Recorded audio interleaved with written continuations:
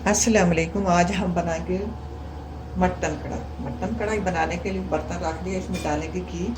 घी मैं डालूंगी 1 cup. 1 cup घी डाल लेते हैं। घी गर्म हो गया।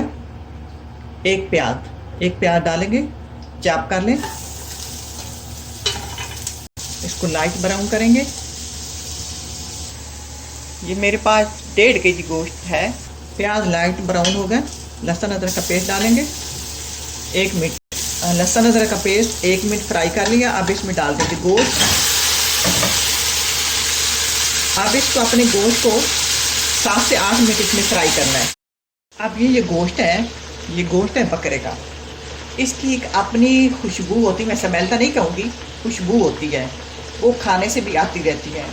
इसको आप जितना ज़्यादा तेल में फ्राई करेंगे, इसकी जो है वो स्मेल, वो खुशबू ख़त्म हो जाएगी। इसको मैं कह 7-8 मिनट ही, लेकिन इसको मैंने 15 मिनट दिए हैं फ्राई करने में। ये घी में फ्राई कर लें। घी में मैंने फ्राई कर लिया। अब इसकी खुशबू वगैरह नहीं आएगी। अब डालेंगे, ये मेरे पास 3 टमाटर थे, बड़े साइज़ के, अगर छोटे हैं तो 4 डाल दें। बड़े साइज़ के थे और छोटे छोटे, इनको टुकड़ों में, पीसों में काट लें। ये डाल दिया। अब मसाले डालेंगे।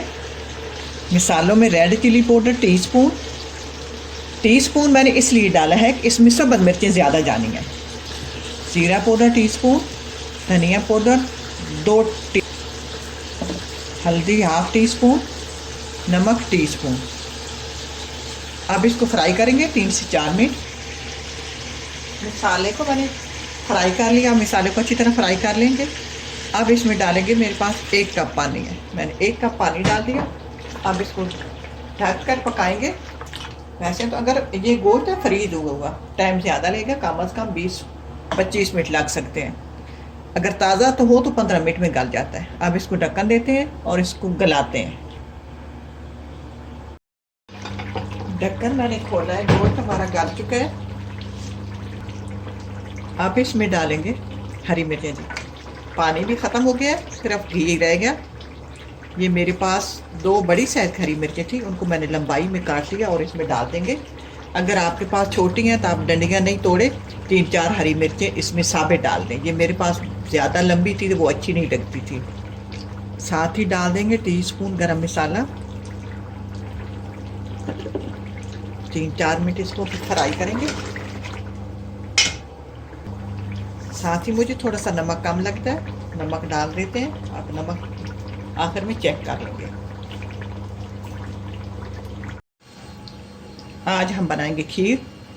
ये मेरे पास छोटा सा कप है, पौना कप चावल ले लें और इनको धो के भिगो देते हैं। चावलों को मैंने धो लिया, वही कप मैंने 2 कप पानी डाल दिया। अब इन चावलों को हमने गलाना है। चावल जो है चूल्हा ऑन कर देते हैं, ऊपर ढक्कन देते हैं, चावलों को गला लेते हैं। अब मैंने चूल्हे पे दूध रख दिया दूसरी तरफ। ये दूसरी तरफ चावल जो है वो गल चुके हैं, पानी खुश्क हो गया। साथ ये दूध रख दिया। अब दूध को जोश आने देंगे, फिर चावल डालेंगे। दूध को जोश आ गया, हम चावल जो है वो इसमें डाल देते हैं।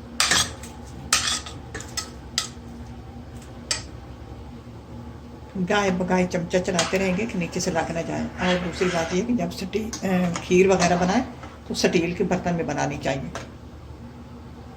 खीर जो है वो खुश्क होने को आ गई है। चावल है साबित। अब चावलों को हमने ग्राइंड करना है।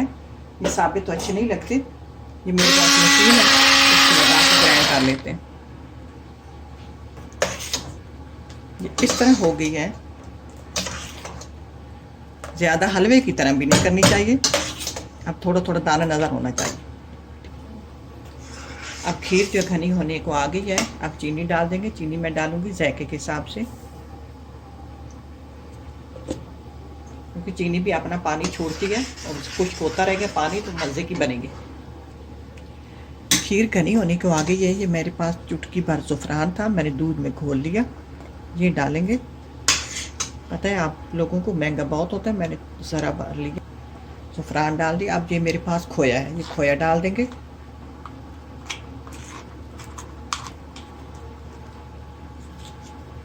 आधा कप खोया मिक्स करेंगे।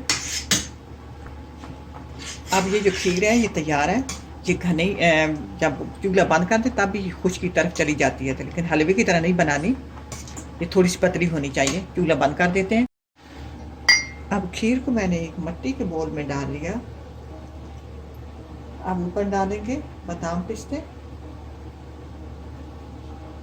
बादाम पिस्ते डाल के मैंने चांदी का वर्क भी डाल दिया।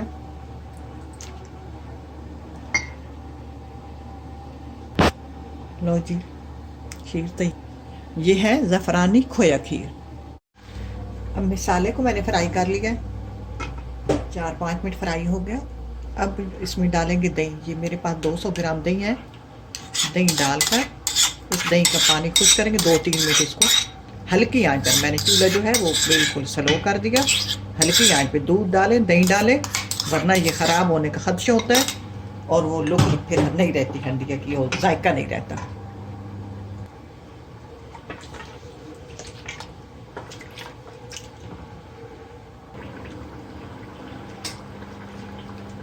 दही का पानी खुश्क हो गया। अब इसमें डालेंगे 1/2 टीस्पून काली मिर्च का पाउडर। मिक्स करेंगे।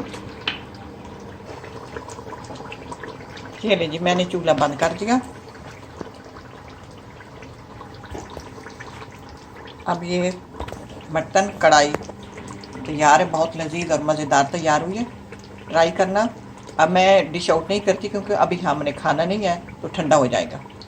तो ट्राई ज़रूर करना। अल्लाह करे आपको पसंद आए। इसी के साथ इजाज़त चाहूँगी। अल्लाह हाफ़िज़।